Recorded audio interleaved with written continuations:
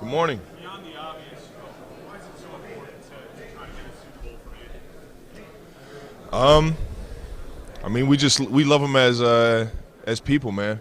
He's like a father figure in the building in terms of a football mind, man. He's changed the game unbelievably for not only myself but the league wide. Everyone's kind of taking notes and follow lead with the things he's been doing on the offensive side of the ball. So I think I think this would just solidify his career even more so than what it already has been. Travis, after Patrick won the MVP last season and going to the Super Bowl this season, if he were to win, do you think he would sort of step up into being the face for the NFL? I know he's the best quarterback in the National Football League. You guys can figure out all the accolades and everything after that. Do you think he has the personality to carry that? I think he already is, if you ask me. Travis, obviously you have a brother in the NFL as well. What has that meant to your career, and have you talked to him about this week? I haven't talked to him quite yet, but I'm not here if my brother isn't in my life. I mean, we're both firm believers that we helped each other competitively, athletically, to get to where we are in life. And sure enough, I've been following his footsteps everywhere he's been. I've been and found success in that. Travis, how did you feel wearing the jersey with the Super Bowl badge for the first time this morning? It's a cool feeling, man.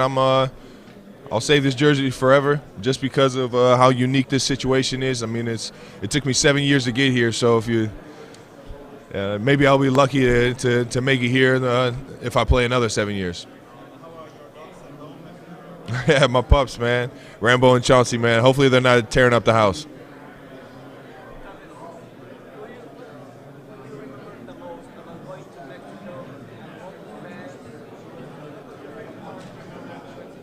My favorite part of Mexico is the fans and their engagement. It was just a different vibe down there. It was a little bit different situation in terms of just not everybody had the Chiefs and Chargers uniforms on. It was kind of more of an international feel where everybody had their player that they loved, and they just wanted to come and see a football game. So won the belt, you know. So it was like you kind of got rewarded for your performance. And then there was a National Tight End Day, which was, I think, in October or the first week in November. But Kittle's got that whole thing going, man. He's got the wrestling like swagger. He's got the belt going, and then obviously everyone falls in line. So did that actually come from him to you, like you showed up in your locker room? Yeah, and with everyone that had won it previously had signed it.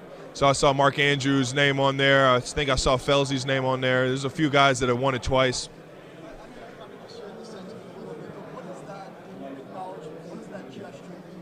I mean, it just shows you how appreciative the tight ends are of the craft, of the work throughout the league and league-wide, really. I think George does an unbelievable job of making sure he reaches out and shows respect to the guys that have been playing this game for a long time. As well as I have in my career, but for him to create something new for all the tight ends to kind of come together and rally behind, man, that's cool.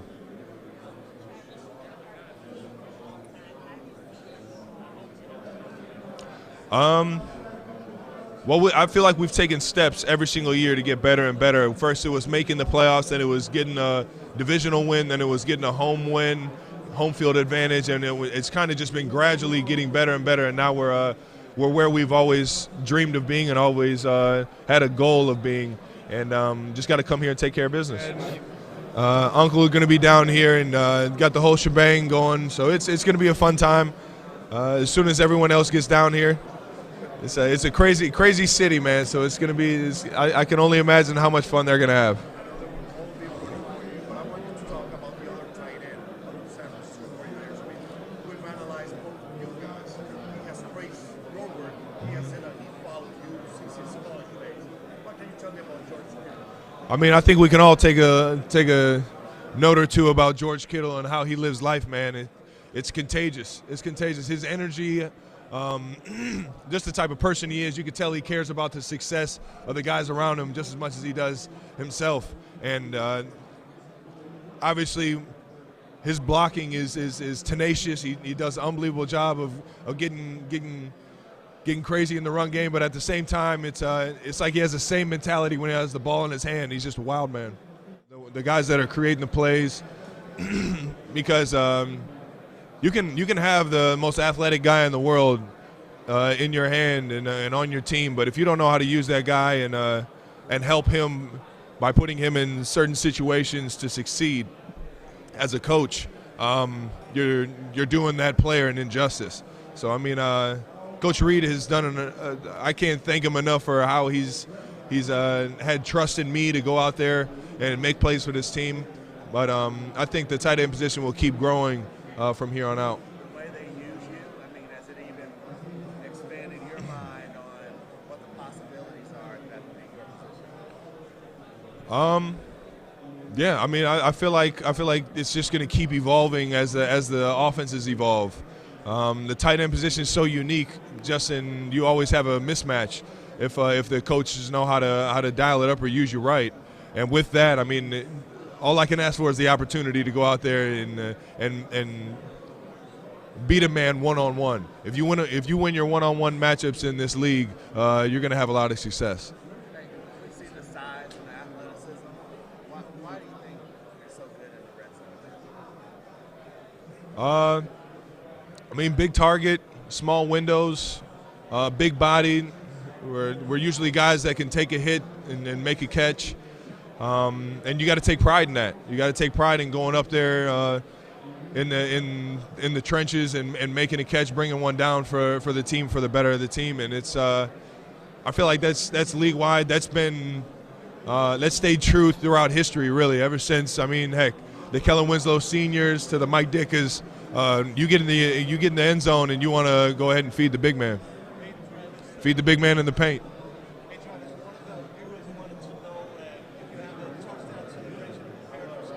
I got nothing prepared. No, I just want to get in the end zone, man. That's all I know.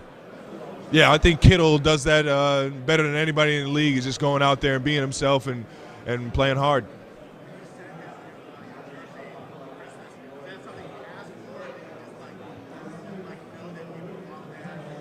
Honestly, I forget how it got around to me that he would have appreciated a jersey if I got it to him. So sure enough, I was like, oh, it's a no-brainer, man.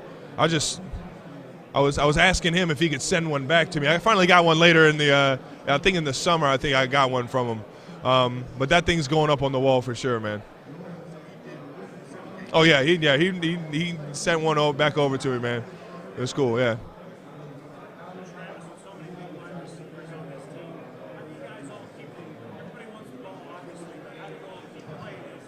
We have fun playing with each other, man. We have fun playing for each other, with each other, and then on the field, it's just it's one goal of mine, and that's to score touchdowns as a team. You know, we're not worried about the individual accolades. We're worried about getting that ball in the end zone and winning a Super Bowl.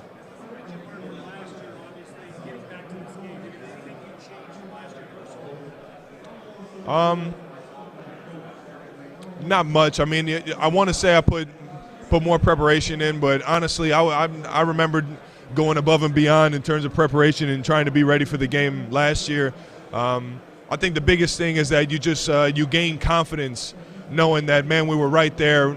In your mind, obviously, the woulda, coulda, shouldas are rolling around, and you think you should have been there or you could have been there. But at the end of the day, we weren't, and I had to find a way to channel that energy into motivating me to never be in that situation ever again.